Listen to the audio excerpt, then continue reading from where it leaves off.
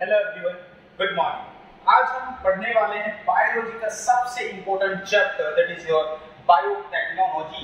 और नीट के point of view से ये बहुत ही इंपॉर्टेंट चैप्टर हो जाता है क्योंकि एक टाइम में 9 क्वेश्चंस भी यहाँ पे पूछे जाए आ गए। ठीक है, तो यहाँ पर हम डिस्कस करेंगे biotechnology, its principle and process. यहाँ पर हम क्या पढ़ने वाले हैं कि बायोटेक्नोलॉजी का इस्तेमाल करके हम किस तरह से डीएनए में मॉडिफिकेशन कर रहे हैं, आर्टिफिशियल डीएनए बना रहे हैं और किसी दूसरे ऑर्गेनिज्म में उस डीएनए को डालकर उसके फिनोटाइपिक कैरेक्टर में चेंजेस लेकर आ रहे हैं।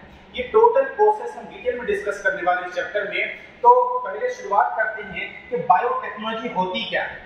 ठीक है, तो पहले क्या होता था कि जब कोई डेफिनेशन ही हमारे पास नहीं थी कि हम किसको कहें बायोटेक्नोलॉजी, तो हम क्या कर रहे थे कि जो छोटे छोटे प्रोसेस होते थे जैसे कि कर्ड बनाना, जैसे कि अल्कोहल बनाना, जैसे कि आपका ब्रेड बनाना, इन सबको प्रोसेस किया जाता था और ह्यूज क्वांटिटी में बनाया जाता था। तो हमने क्या नाम दे दिया, क्योंकि माइक्रो ऑर्गेनिजम्स को या फिर कोई भी आपका एंजाइम को इस्तेमाल कर रहे हैं इन सबको बनाने के लिए, तो हमने इसको बस नाम दे दिया कि ये है बायोटेक्नोलॉजी। अगर हम बात करें कर्ड की बात करें तो कर्ड को बनाने के लिए किसका इस्तेमाल किया जाता है, कौन से एंजाइम का, तो आप बोलेंगे रेनिन नाम का एंजाइम इस्तेमाल किया जाता है। और आपका अल्कोहल या फिर आपका ब्रेड बनाने के लिए ईस्ट का इस्तेमाल किया जाता है, ईस्ट का इस्तेमाल किया जाता है। और ये दोनों ही अब तीनों जो बन रहे हैं एक ही प्रोसेस से बनते हैं जिसको हम कहते हैं क्या, फर्मेंटेशन। जी हाँ, फर्मेंटेशन से आपका ब्रेड भी बनता है, अल्कोहल भी बनता है और आपका कर्ड भी बनता है, लेकिन एंजाइम अलग अलग इस्तेमाल हो सकते हैं। और आपको पता है कि जो फर्मेंटेशन प्रोसेस है ये एक एनाएरोबिक प्रोसेस होती है जहां पर विदाउट ऑक्सीजन, बिना ऑक्सीजन के इसका प्रोडक्शन किया जाता है, बिना O2 के, विदाउट ऑक्सीजन, राइट। अब क्या हुआ आगे, देखिए यहाँ पे दो चीजें याद रखनी है आपको, लाइव ऑर्गेनिज्म का इस्तेमाल करना है, दूसरी चीज एंजाइम का इस्तेमाल करना है। इन दोनों को इस्तेमाल कर हम जो प्रोडक्ट ऑब्टेन कर रहे हैं जो कि ह्यूमन बीइंग के लिए यूजफुल है, उसको हम कह देते थे ये बायोटेक्नोलॉजी है। लेकिन ये बहुत ही पुरानी चीज हो गई। आज के जनरेशन में हम क्या कर रहे हैं, आज के जनरेशन में हम आईवीएफ को लेकर आए हैं, इन विट्रो फर्टिलाइजेशन को लेकर आए हैं। आज की जनरेशन में हम डीएनए को मॉडिफाई कर रहे हैं, आज की जनरेशन में हम डीएनए को करेक्ट कर रहे हैं। कहीं पर भी आपके डीएनए सेगमेंट में कोई प्रॉब्लम है तो उसको कट करके एक अच्छा वाला सेगमेंट उसके साथ जोड़ रहे हैं। आज की टेक्नोलॉजी में हम ये सब चीजें कर पा रहे हैं। तो बायोटेक्नोलॉजी को आज हम एडवांस बना दिए हैं, तो इसके साथ हम कंपेयर नहीं कर सकते कि कर्ड बनाना या अल्कोहल बनाना। आज ये बहुत ही ज्यादा एडवांस हो गया है। अगर हम बात करें इन विट्रो फर्टिलाइजेशन की, तो आपको पता होगा इन विट्रो फर्टिलाइजेशन क्या होती है। इन विट्रो फर्टिलाइजेशन में हम टेस्ट ट्यूब बेबी का फॉर्मेशन करते हैं। टेस्ट ट्यूब बेबी का फॉर्मेशन कैसे किया जाता है अगर बात करें तो जनरल स्टेट में मैं आपको बता देता हूं, क्योंकि आप लोगों ने टेस्ट ट्यूब बेबी के बारे में ऑलरेडी पढ़ लिया होगा। टेस्ट ट्यूब बेबी में जब हम कोई मेल गैमीट को लेकर आते हैं और एक फीमेल गैमीट को लेकर आते हैं, दोनों का जाइगोट फॉर्मेशन किया जाता है inside a test tube. Test tube के अंदर वो जाइगोट बनते हैं और उस जाइगोट को जब हम फीमेल बॉडी में एंटर करा देते हैं तो हम उसको कहते हैं टेस्ट ट्यूब बेबी और इन विट्रो फर्टिलाइजेशन। तो इस चीज का इस्तेमाल हम कर रहे हैं। आज की जनरेशन में इतना बड़ा टेक्नोलॉजी लेकर आना और उस चीज से ह्यूमन बीइंग का इतना बड़ा बेनिफिट होना बहुत ही कमाल की बात है कि नहीं, बताइए। अब आ जाइए और क्या चीजें कर रहे हैं, और हम कर रहे हैं सिंथेसाइजिंग ए जीन। सिंथेसाइजिंग ए जीन के मान लीजिए कि आर्टिफिशियल जीन को हम डेवलप कर रहे हैं, खुद जीन को बना रहे हैं। जीन और डीएनए में डिफरेंस आपको पता होगा। जीन और डीएनए क्या होती है, एक पर्टिकुलर सेगमेंट ऑफ डीएनए को, ये आपकी double helix structure of DNA है, ये आपकी डबल हेलिक्स स्ट्रक्चर की डीएनए है, यहाँ पर एक पर्टिकुलर सेगमेंट को हम पकड़ते हैं और इसको कह देते हैं जीन, जो कि रेस्पॉन्सिबल होती है कोई भी कैरेक्टर को शो करने के लिए, और वही जीन आगे जाके नेक्स्ट जनरेशन में पहुंचती है और वहां पर उनकी कैरेक्टर को भी जो है शो कराती है। अगर यहाँ पर हम बात कर रहे थे किसकी, सिंथेसाइजिंग ए जीन की, मतलब के जीन को बना रहे हैं, है ना, डेवलप कर रहे हैं, साथ ही साथ हम जो है डीएनए वैक्सीन्स को भी बना रहे हैं। डीएनए वैक्सीन्स, जैसे कि आपका अभी कोरोना वायरस आया था, हमने डीएनए वैक्सीन्स बनाई, बहुत सारी बनाई और ह्यूज अमाउंट में बनाई, और सभी को जो है देश विदेश में हमने उसको प्रचार भी किया और दुनिया भर में हमने वैक्सीन बांटी। तो डीएनए वैक्सीन जो हम डेवलप कर रहे हैं, जो क्या काम करता है, कोई भी जो है डीएनए वैक्सीन अपने बॉडी में जब एंटर होता है तो वहां पे अपने डीएनए के साथ जुड़कर, हमारे डीएनए के साथ जुड़कर वो अपना खुद का प्रोटीन बनाना चालू कर देता है, जिसकी वजह से होता क्या है, हम जो है डिफरेंट डिजीज से जो है बच पाते हैं। तो ये डीएनए वैक्सीन डेवलप कर रहे हैं, साथ ही साथ हम और क्या कर रहे हैं, और डिफेक्टिव जीन को जो है सही कर रहे हैं। कोई अगर डिफेक्टिव जीन है तो उसको कट करके हमें बाहर निकाल देना है। ये सब चीजें हम कर पा रहे हैं आज की बायोटेक्नोलॉजी में। तो दोनों को कंपेयर करना बहुत ही मुश्किल है, कहां हम दही बना रहे थे और कहां हम डीएनए मॉडिफाई कर रहे हैं, है ना। तो अब क्या हुआ, आज के जमाने में जब इसको बायोटेक्नोलॉजी कह रहे थे, तब European Federation of biotechnology I, EFBI, और उसने कहा कि ये कोई डेफिनेशन आपके पास है नहीं, तो मैं ही आपको एक डेफिनेशन प्रोवाइड करा रहा हूं। तो उसने कहा, यूरोपियन फेडरेशन ने कुछ नहीं किया बल्कि दोनों को इंटीग्रेट कर दिया।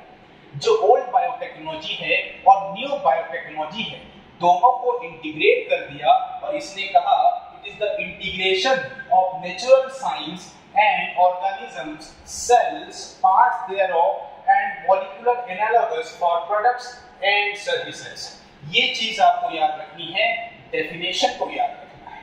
डेफिनेशन क्या कह रहा है, डेफिनेशन ने बस इतना काम करा कि इंटीग्रेट कर दिया दोनों को, ओल्ड बायोटेक्नोलॉजी को और न्यू बायोटेक्नोलॉजी को, दोनों को इंटीग्रेट कर दिया, मिला दिया। उसने कहा जहां पे नेचुरल साइंस में आपका सारे आ जाते हैं, सभी के सभी, जहां पर हम ऑर्गेनिजम्स या सेल्स या उनके पार्ट्स के ऊपर स्टडी करते हैं, इन्हें मॉलिक्यूलर लेवल पे जाके उनकी स्टडी करते हैं और उनको चेंजेस, उनके बॉडी में चेंजेस लेकर आते हैं, जिसकी वजह से हमें जो है प्रोडक्ट्स मिलता है या फिर जो है सर्विसेज प्रोवाइड होती है।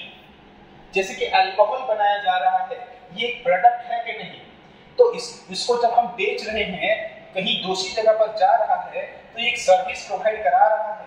ब्रेड भी यही पार्ट में आ जाता है, IVF भी इसी पार्ट में आ जाता है, डीएनए मॉडिफिकेशन भी इसी पार्ट में आ जाता है। सभी कुछ यहाँ पर इंक्लूड हो गए as per the European Federation of biotechnology. यहाँ तक बात क्लियर होगी आई होप। उसके बाद हम अभी डिस्कस करने वाले हैं कि ये चीज करी कैसे जाती है, ठीक है। अब इस प्रिंसिपल ऑफ बायोटेक्नोलॉजी में हमें दो चीजें डिस्कस करनी है। First of all genetic engineering and second the bioprocess engineering. तो genetic engineering first of all होती क्या है, जहां पर हम बात कर रहे हैं कोई भी केमिस्ट्री के लेवल पर जेनेटिक इंजीनियरिंग हम करते हैं। जैसे कि आपको पता है ये आपका डीएनए है, इस डीएनए को डबल हेलिक्स स्ट्रक्चर हम कहते हैं।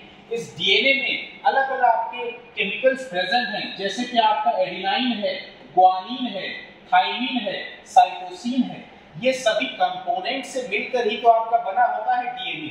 अब अगर हम इसके जेनेटिक लेवल पे, इसके यही केमिस्ट्री लेवल पे हम क्या कर रहे हैं, चेंजेस लेकर आ रहे हैं, इस डीएनए को कट लगा रहे हैं और उसके सेगमेंट को अलग कर रहे हैं या फिर उसके सेगमेंट को किसी दूसरे के साथ जोड़ रहे हैं, तो उसको हम कह रहे हैं यहाँ पर क्या, केमिस्ट्री के लेवल पे उसके चेंज कर रहे हैं, उसके डीएनए को, उसके आरएनए को। डीएनए आपको पता है जेनेटिक मटेरियल होती है। क्या सर आरएनए भी जेनेटिक मटेरियल होती है? बिल्कुल हाँ, आरएनए हमारे इंफॉर्मेशन को लेकर जाने का काम करती है और साथ ही साथ कुछ वायरसेस में जो आरएनए है वही एक रोल प्ले करती है एज ए जेनेटिक मटेरियल। तो जेनेटिक मटेरियल में जहां पे कोई भी केमिस्ट्री के लेवल पर हम उसको कट लगा रहे हैं, किसी और के साथ जोड़ रहे हैं, जिसकी वजह से हो क्या रहा है, जिसकी वजह से उस ऑर्गेनिज्म में फिनोटाइपिक लेवल पे चेंजेस आ रहे हैं। बात ध्यान सुनिएगा, यहाँ पर मैंने एक ऑर्गेनिज्म को पकड़ा और उस ऑर्गेनिज्म से जो इंटरेस्ट का जीन होगा, जैसे कि हम एग्जांपल लेते हैं स्पाइडर की। अब स्पाइडर को अगर हम उसके जो जाल जो बुन रहा है, जिसका सिल्क वो प्रोड्यूस कर रहा है अपनी बॉडी में, उस सिल्क को इंटरेस्ट के जीन को हम ले आए और किसी जो है ऑर्गेनिज्म में अंदर डाल देंगे, तो वो क्या करेगा, तो उसके अंदर वो प्रोड्यूस होना चालू कर देगा। जैसे कि हमने एक्सपेरिमेंट यही किया था कि सिल्क के इंटरेस्ट को जीन को लेकर आके हमने गोट के बॉडी में डाल दिया। जब गोट की बॉडी में डाल दिया तो उसने जो मिल्क दिया, तो उसके मिल्क में हमें मिला ये सिल्क फाइबर, और उस मिल्क में से हमने सिल्क फाइबर को आइसोलेट किया और बहुत ह्यूज अमाउंट में हमने उसका इस्तेमाल करके आज हम बुलेट प्रूफ जैकेट्स बना रहे हैं, आज हम जो पैराशूट बना रहे हैं। तो इतनी चीजें एडवांस हो गई हैं जब बायोटेक्नोलॉजी की मदद से, जहां पर हम होस्ट ऑर्गेनिज्म के अंदर एक पर्टिकुलर सेगमेंट ऑफ जीन को डालकर उसके फिनोटाइपिक कैरेक्टर में चेंजेस लेकर आ रहे हैं। ठीक है, लेकिन ये ह्यूमन के लेवल पर हम नहीं कर सकते, क्योंकि बायोएथिकल कमिटी कभी हमें ये सब करने के लिए अलाउ नहीं करती है। तो हम क्या करते हैं, कोई भी इंटरेस्ट का जीन लेकर आए और दूसरे ऑर्गेनिज्म में डाल दिया, तो उस ऑर्गेनिज्म में जो है फिनोटाइपिक कैरेक्टर चेंजेस हो जाए। तो इसलिए इतना आसान प्रोसेस नहीं है, प्रोसेस को डिटेल में इस चैप्टर में पढ़ने वाले हैं। तो पहले ये समझना है हमें जेनेटिक इंजीनियरिंग है क्या। यहाँ तक आप समझ गए हैं, केमिस्ट्री के लेवल पर उसको चेंज कर लेके आना, होस्ट ऑर्गेनिज्म में डालना, उसके फिनोटाइपिक कैरेक्टर को चेंज करना, यही तो है आपकी जेनेटिक इंजीनियरिंग। दूसरी प्रोसेस है bio process engineering. Bio process engineering में हम क्या करते हैं, पहले तो एक कंटामिनेशन फ्री एनवायरनमेंट लेकर आते हैं। कंटामिनेशन फ्री एनवायरनमेंट का मतलब समझ रहे हैं आप, कि छोटे छोटे माइक्रो ऑर्गेनिज्म सभी जगह पे घूम रहे हैं। तो अगर हम किसी डीएनए को पकड़ रहे हैं और पे कट लगा रहे हैं, किसी और के साथ जोड़ रहे हैं, तो हमें मॉलिक्यूलर लेवल पे हम उसको कर रहे हैं। तो हमें अपने एनवायरनमेंट को प्रॉपर्ली क्लीन रखना है, और क्लीन रखने के लिए हम क्या कर सकते हैं, पहली चीज करेंगे, जहां पर हम एक यूवी रेडिएशन को क्लीन करने वाले, यूवी रेडिएशन से जो है रूम को क्लीन करने वाले एक मशीन लेकर आते हैं, जो कि पूरे रूम में घूमकर यूवी रेडिएशन के जरिए से सारे बैक्टीरिया वायरसेस को किल करने का काम कर देती है। उसके बाद हम एक सूट पहनते हैं, व्हाइट कलर की सूट होती है, आपने मूवीज वगैरह में देखा होगा। तो उस सूट में से हमारी बॉडी में जो फ्लोरा होगा, बैक्टीरिया होंगे, वो गिरेंगे नहीं। तो इसका हम जो है पहन लेते हैं। अपने हाथ जो और पैर को जो है अल्कोहल से या फिर इथेनॉल से साफ करते हैं। तो इन सब चीजों का जो है मेंटेन किया जाता है, ताकि जो है एक कंटामिनेशन फ्री एनवायरनमेंट बना रहे। तो बायो प्रोसेस में सबसे पहले क्या करेंगे, कंटामिनेशन फ्री एनवायरनमेंट बनाएंगे, कंटामिनेशन फ्री एनवायरनमेंट बनाएंगे। और यहाँ पर क्या होगी, यहाँ पर only desire growth, desire character का ग्रोथ जो है देखने को मिलेगा। कैसे, देखिए यहाँ पे लिखा है growth of only desire microbe. जैसे कि अगर हम क्या करते हैं कि हमने गाय को पकड़ लिया, बेस्ट ब्रीड अच्छा वाला जो कि ज्यादा दूध दे रहा है, और एक जो पकड़ लिया जो क्या है, खाना भी कम खा रहा है। ठीक है, तो दोनों हमारा रिक्वायर्ड कैरेक्टर है, दोनों डिजायर कैरेक्टर्स है कि खाना भी कम खाए और जो है दूध भी ज्यादा दे। तो दोनों को हमने क्या करा, दोनों को ले आए और इंटरब्रीड करवा दिया, दोनों का कॉपुलेशन करवा दिया। तो क्या होगा, जो नया ऑफस्प्रिंग पैदा होगा, उस ऑफस्प्रिंग में दोनों कैरेक्टर आएंगे कि ज्यादा दूध भी दे रही है और खाना भी कम खा रही है। लेकिन दिक्कत कहां पर होगी, दिक्कत ये होगी कि जो अनडिजायर्ड कैरेक्टर्स हैं, जैसे कि जल्दी मर जाना, कुछ ही साल में जो है वो मर जाएगी, या फिर जो कोई डिजीज में से वो उसको प्रोटेक्ट नहीं कर पा रही है, बीमारियां उसको इजीली पकड़ रही हैं, ये सब क्या है, अनडिजायर्ड कैरेक्टर्स हैं। अगर हम पॉपुलेशन करवा रहे हैं, अगर हम हाइब्रिडाइजेशन करवा रहे हैं, तो उस टाइम में दो अलग अलग कैरेक्टर के साथ अनडिजायर्ड कैरेक्टर्स भी आ जाएंगे, जल्दी मर जाएगा, बीमारियां पकड़ लेंगी। तो ये डिजायर हमें नहीं चाहिए। तो हम क्या करते हैं, पॉपुलेशन ना करवा के हम उनके डायरेक्ट जेनेटिक लेवल पे चेंजेस लेकर आते हैं। इंटरेस्ट को, जीन को ही पकड़ते हैं, वही वाला जीन जो कम खाने उसका डाइजेशन के लिए जो है मदद कर रही है, और वो वाला जीन जो कि दूध को, ज्यादा दूध को प्रोड्यूस करने में मदद कर रहा है, उसी दोनों जीन को लेकर आएंगे, वेक्टर में बिठाएंगे और वेक्टर को होस्ट ऑर्गेनिज्म में डाल देंगे, तो उसके अंदर फिनोटाइपिक कैरेक्टर चेंजेस को देखने को मिलेगा। वो दूध भी ज्यादा देगी और खाना भी कम खाएगी, और तीसरा कोई अनडिजायर्ड कैरेक्टर उसके पास प्रेजेंट नहीं होगा। इसी को हम कहते हैं क्या, ओनली डिजायर्ड कैरेक्टर का ग्रोथ। जो हमें चाहिए वो हमें मिल गया और उनका पॉपुलेशन भी हमने नहीं करवाया। तो इसको हम कहते हैं क्या, बायो प्रोसेस। और ये सभी चीजें जो होती हैं एक कंटामिनेशन फ्री एनवायरनमेंट में होती है। जो मॉलिक्यूलर वेहिकल होती है, वेक्टर में जो हम ऐड करते हैं हमारा इंटरेस्ट का जीन, ये सभी कंटामिनेशन फ्री एनवायरनमेंट में केमिस्ट्री के लैब में हो रही है। और यहाँ पर हम करते क्या है, यहाँ पर हम वैक्सीन्स बनाते हैं, एंटीबायोटिक्स बनाते हैं, एंजाइम्स बनाते हैं, इसी प्रोसेस का इस्तेमाल करके, और एक ह्यूज अमाउंट में बनाते हैं, और जो है ह्यूमन बीइंग के लिए जो है उसको सप्लाई करते हैं, सर्विसेज प्रोवाइड कराते हैं, है ना।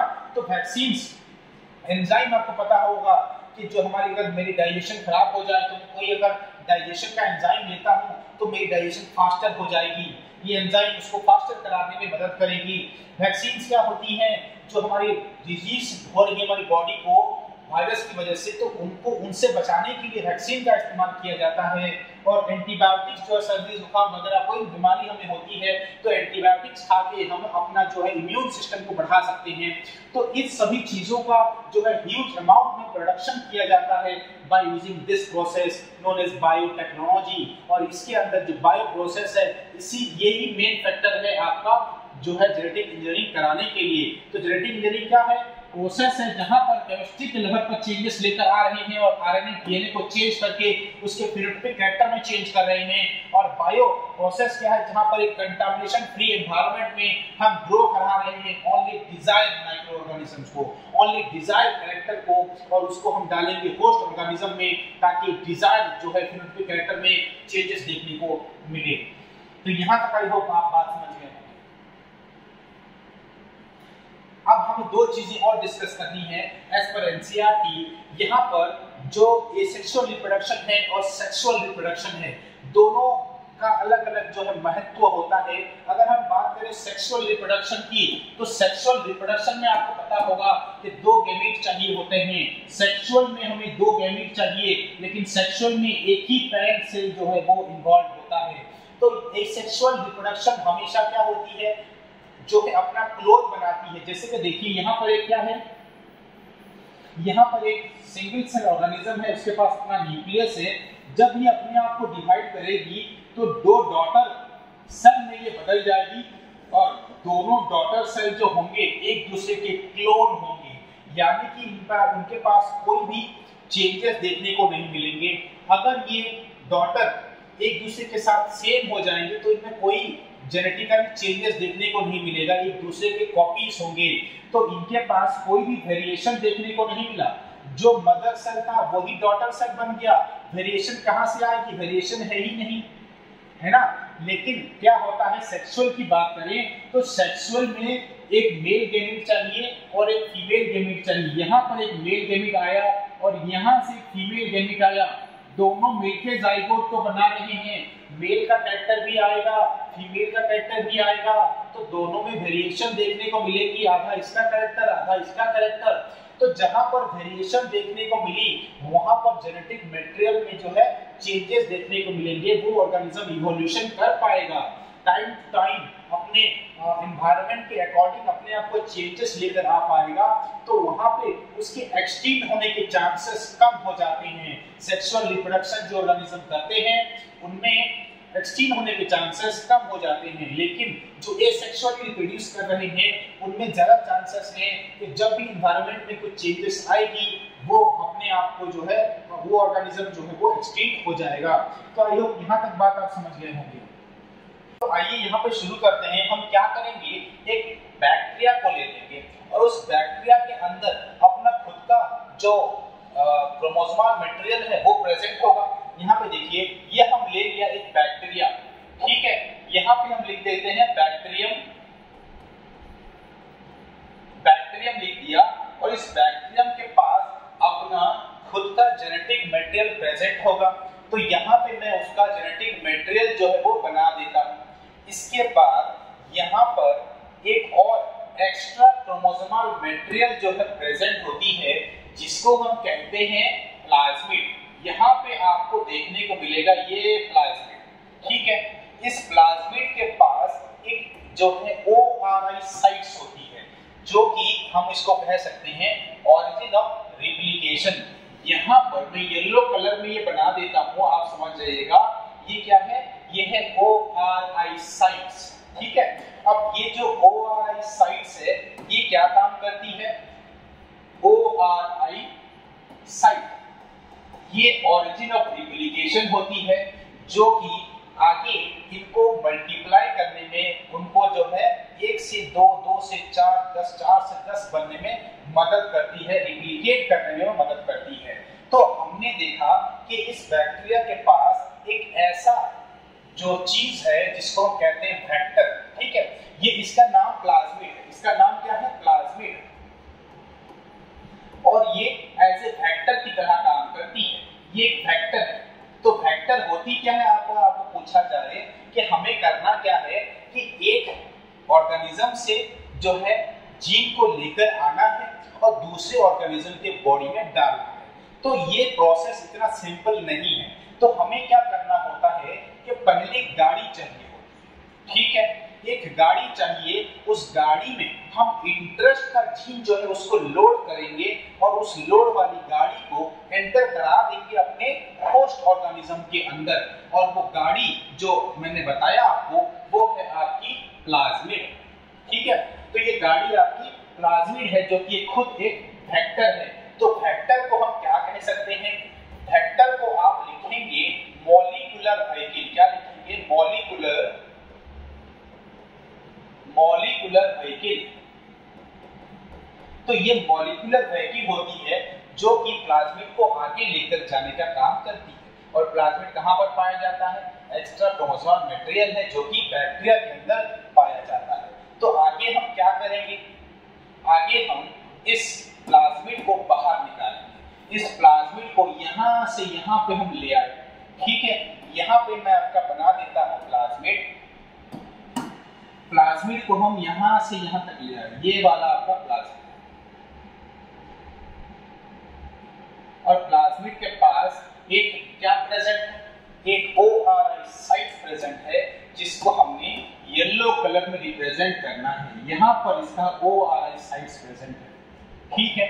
हमने इसको आइसोलेट कर दिया, बाहर निकाल दिया। अब क्या करेंगे, ये गाड़ी है, ये प्लाज्मिड एक वेक्टर है, गाड़ी है। तो हम क्या करेंगे, यहाँ पर एक कट लगाएंगे, जिसकी वजह से होगा क्या कि यहाँ पर स्पेस क्रिएट हो जाएगा। और जब गाड़ी में स्पेस होगा तभी तो हम अपना माल को लोड कर पाएंगे उसके अंदर, है कि नहीं। तो यहाँ पर हम एक काम करेंगे, यहाँ पर इसको कट लगा देंगे। कट लगाने के लिए एंजाइम का इस्तेमाल करेंगे। यहाँ से यहाँ तक हमने कट लगा दिया, कट लगा दिया दोनों से, यहाँ से और यहाँ से कट लगा दिया। तो ये वाला सेगमेंट जो है वो कट जाएगा। और ऐसा नहीं है कि कोई भी सीजर लेके आए और इसको कट लगा दे। इसको कट लगाने के लिए हम एक एंजाइम का इस्तेमाल करते हैं। उस एंजाइम का नाम हम रखेंगे क्या, रेस्ट्रिक्शन एंजाइम। Restriction enzyme. और ये रेस्ट्रिक्शन एंजाइम जो है इसको हम क्या कह सकते हैं, अगर इसको मॉलिक्यूलर व्हीकल कह सकते हैं तो इसको हम मॉलिक्यूलर सीजर कह सकते हैं। मॉलिक्यूलर सीजर होती है रेस्ट्रिक्शन एंजाइम।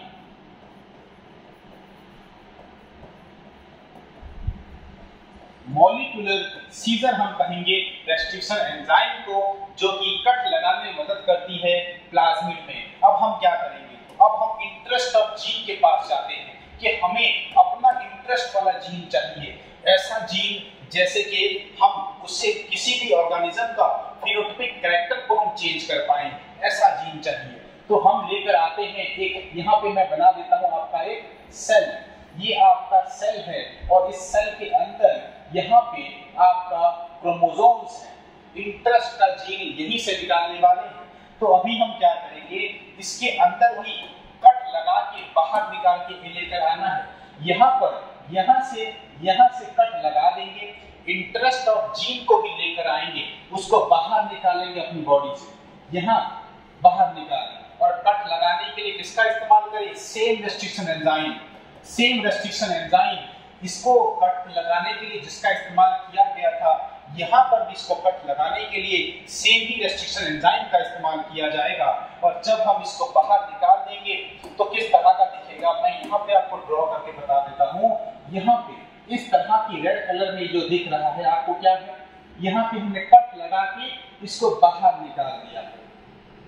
अब बाहर निकालने के बाद हम क्या करने वाले हैं, बाहर निकालने के बाद इसी सेगमेंट को हम जोड़ देंगे अपनी जो है आपका प्लाज्मिड के साथ। यहां पर मैं एक प्लाज्मिड बना देता हूं, ये आपका प्लाज्मिड है और इंटरेस्ट ऑफ जीन वहां पर आपका प्रेजेंट है। तो इंटरेस्ट ऑफ जीन ये प्लाज्मिड यहाँ पे और इंटरेस्ट का जीन यहाँ पे है। तो इस प्लाज्मिड में मैं अभी क्या ड्रॉ करने वाला हूं, यहाँ पर मैं और एक ORI साइट्स ड्रॉ करूंगा। ORI साइट यहाँ पे बन गया और यहाँ पे देखिए हमने क्या करा था, कट लगा दिया था। तो यहाँ पर ये जगह क्या है, ऑलरेडी हमारे पास है ही नहीं, ये जगह हमारे पास है ही नहीं, अभी है कि नहीं। तो ये जगह खाली है, गाड़ी खाली है, तभी तो माल लोड करेंगे भाई। तो हम क्या करेंगे, अभी हम लेकर आएंगे इंटरेस्ट ऑफ जीन को, इस जीन को लेकर आए इधर और यहाँ पर उसको टैग करा दिया। यहाँ पर हमने उस इंटरेस्ट ऑफ जीन को जोड़ दिया। जोड़ने के लिए अब ऐसा नहीं कि किसी को भी ले आएंगे जोड़ने के लिए, जुड़ने के लिए हम क्या करेंगे, एक एंजाइम का इस्तेमाल करेंगे। ठीक है, इसको हम कहते हैं क्या, इसको हम कहते हैं लाइगेज। तो लाइगेज का इस्तेमाल करेंगे यहाँ पर उस इंटरेस्ट के जीन को जोड़ने के लिए, लाइगेज एंजाइम का इस्तेमाल करेंगे। ठीक है, और लाइगेज एंजाइम जो होती है आपको इसको हम क्या कह सकते हैं, मॉलिक्यूलर सीजर कहते हैं, सॉरी मॉलिक्यूलर ग्लू कहते हैं। मॉलिक्यूलर सीजर कौन है, आपका रेस्ट्रिक्शन एंजाइम है, और मॉलिक्यूलर ग्लू कौन है, जो कि चिपकाने में मदद करता है। किसको चिपकाया, इसी इंटरेस्ट को जीन को, इंटरेस्ट वाले जीन को प्लाज्मिड में जोड़ने के लिए उसने मदद करी है। तो लाइगेज को हम क्या कहेंगे, मॉलिक्यूलर ग्लू कहेंगे, है ना। तो मॉलिक्यूलर ग्लू की वजह से मैं चिपका दिया इसको। आगे क्या करेंगे, आगे ये हमारा जो है रिकम्बिनेंट डीएनए बन गया है। रिकम्बिनेंट डीएनए मतलब क्या, रिकम्बिनेंट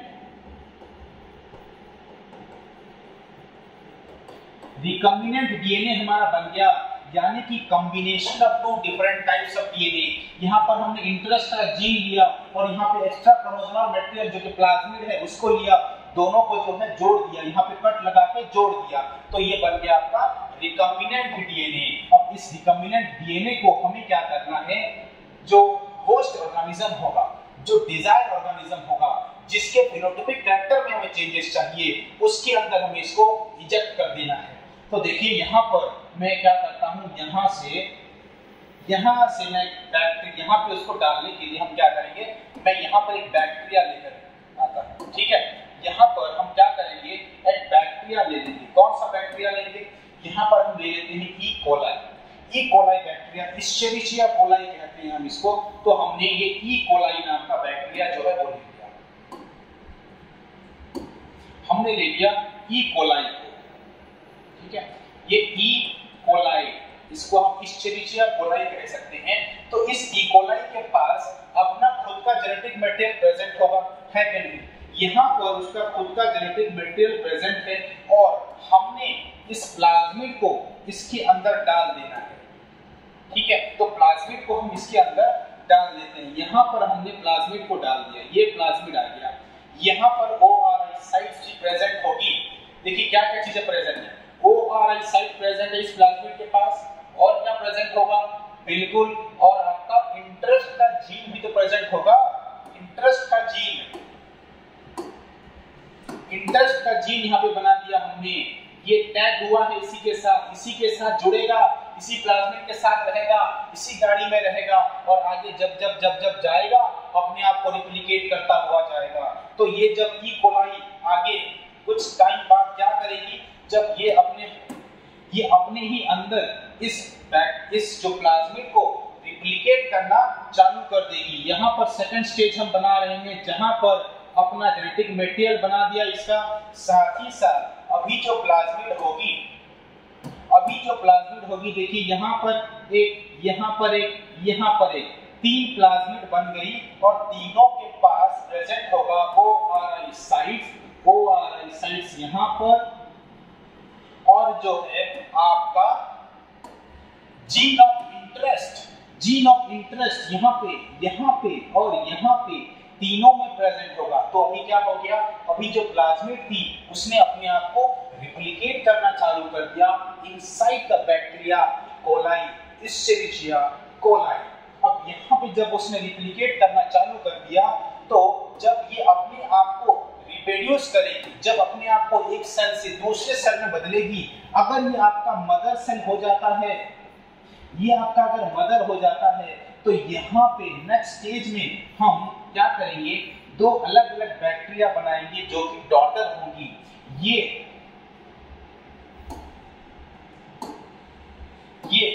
क्या होगा, यहाँ पर ये बन गया एक बैक्टीरिया और यहाँ पे बन गया एक दूसरा बैक्टीरिया जो कि दोनों ही ई कोलाई है। अपने आप को जो डिवाइड करना चालू कर दी, 2 रिप्रोड्यूस कर ली और इसके पास अपना जेनेटिक मटेरियल प्रेजेंट है, इसके पास अपना जेनेटिक मटेरियल प्रेजेंट है। साथ ही साथ दोनों में आपको क्या देखने को मिलेगा, जो डॉटर होंगी, ये दोनों क्या है, ये डॉटर है, ठीक है, ये दोनों डॉटर है, ये दोनों डॉटर है, या फिर आप इसको ऑफस्प्रिंग भी कह सकते हैं। तो इन दोनों डॉटर में आपको वही प्लाज्मिड, ये वाली प्लाज्मिड जो मल्टीप्लाई हुई थी, अब दोनों में देखने को मिलेगी। इसके पास यहाँ पर 3 बना देते हैं, यहाँ पर इसके पास भी 3 बना देते हैं। तीनों के पास, अभी दोनों डॉटर के पास जो है प्लाज्मिड प्रेजेंट है और उस प्लाज्मिड में वेक्टर आपका जो जीन ऑफ इंटरेस्ट टैग हुआ था वो भी देखने को मिलेगा। जीन ऑफ इंटरेस्ट, यहाँ पे जीन ऑफ इंटरेस्ट है ना, और साथ ही साथ जीन ऑफ इंटरेस्ट के साथ आपको क्या देखने को मिलेगा, आपको जो है ORI साइट्स देखने को मिलेंगी। यहाँ पर ORI साइट्स देखने को मिल जाएंगी सभी के पास। और तो इसका मतलब ये क्या है, ये प्लाज्मिड जो है आगे नेक्स्ट जनरेशन तक भी जो जेनेटिक मटेरियल है, जो इंटरेस्ट का जीन हमने टैग करा है, उसको फर्दर आगे ले जाकर नेक्स्ट जनरेशन में प्रोसेस कराता है और उस प्रोसेस में उसको मेंटेन भी कराता है। और सभी जो आगे नेक्स्ट जनरेशन आएगी, सभी के पास ये वाली आपकी इंटरेस्ट की जीन ऐड रहे। तो यहाँ तक बात समझ गया। यहाँ पे हमें क्या करना है, दोबारा से बता रहा हूँ कि हमने एक प्लाज्मिड को आइसोलेट किया जो कि वेक्टर होती है, और वेक्टर को हम कहते हैं मॉलिक्यूलर व्हीकल। उसको निकाला कहाँ से, बैक्टीरिया से। बैक्टीरिया से निकालने के बाद आइसोलेट किया और यहाँ पे कट लगा दी हमने स्पेस क्रिएट करने के लिए। कट लगाने के लिए इस्तेमाल किया रेस्ट्रिक्शन एंजाइम का, और उस रेस्ट्रिक्शन एंजाइम को हम सेम ही इस्तेमाल करेंगे जब इंटरेस्ट का जीन को लेकर आएंगे। इंटरेस्ट को जीन को लेने आने के लिए रेस्ट्रिक्शन एंजाइम का इस्तेमाल किया, कट लगाया, कट लगा के उसको बाहर निकाला, और बाहर निकाल कर उसको हमने टैग कर दिया। कहाँ पर, जो प्लाज्मिड हमने बाहर निकाला था वहीं पर टैग कर दिया जहाँ पे हमने कट लगाया था। टैग करने के लिए, चिपकाने के लिए इस्तेमाल किया एंजाइम लाइगेज का, जिसको हम कहते हैं मॉलिक्यूलर ग्लू। और यहाँ पर हमने डाल दिया ई कोलाई बैक्टीरिया के अंदर, और वहां पर प्लाज्मिड जो है अपने आप को रिप्लिकेट करना चालू कर देगा, और जहां से 1 से 3 प्लाज्मिड बन गए, और तीनों के बाद जब अपने आप को ये रिप्रोड्यूस करेगा, तो जब 2 ऑफस्प्रिंग में ये बदलेंगी तो दोनों के पास ही आपका प्लाज्मिड देखने को मिल जाएगा। और नेक्स्ट जनरेशन में 2 से 4, 4 से 8 बनेगी, और सभी के पास इंटरेस्ट का जीन प्रेजेंट होगा और उनके फिनोटाइपिक कैरेक्टर में चेंजेस आएंगे।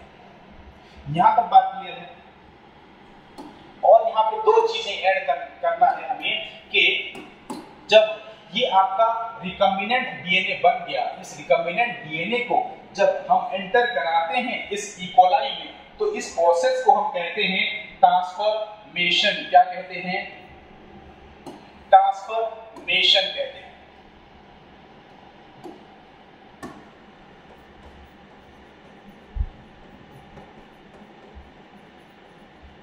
ट्रांसफॉर्मेशन। और ये आपका जो ई कोलाई है, ये क्या बन जाता है, अभी ये बन जाता है एक ट्रांसफॉर्मेंट, और इसको हम होस्ट ऑर्गेनिज्म भी कहते हैं। आप इसको होस्ट कह सकते हैं, और यहाँ पर ये बन जाता है आपका ट्रांसफॉर्मेंट।